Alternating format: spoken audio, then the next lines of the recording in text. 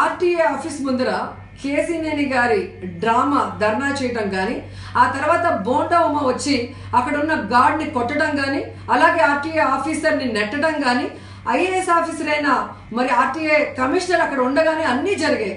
మరి అలాగే నిన్న చూస్తే డోన్లో మార్కెట్ వేలం పాటలో రాడ్లతో పోలీసుల ముందరే తరిమి ఏ విధంగా వైఎస్ఆర్ కాంగ్రెస్ పార్టీ నాయకుల్ని కార్యకర్తల్ని కొట్టి ప్రాణాపాయ స్థితికి పంపించారో మీరు కళ్ళారా చూశారు. ఈ రోజు చింతమనేని వనజాక్షిని కొట్టిన రోజే కనుక Chandrababu Naidu law and order మీద ఉక్కుపాదం పెట్టుంటే ఈరోజు ఈ పరిస్థితి వచ్చేదా? అంటే వీళ్ళకి ఎదిరించినా, వీళ్ళకి నష్టం జరిగినా వెంటనే వీళ్ళు వాళ్ళ మీద దాడి చేస్తారు, వాళ్ళు ప్రాణాలు తీస్తారు.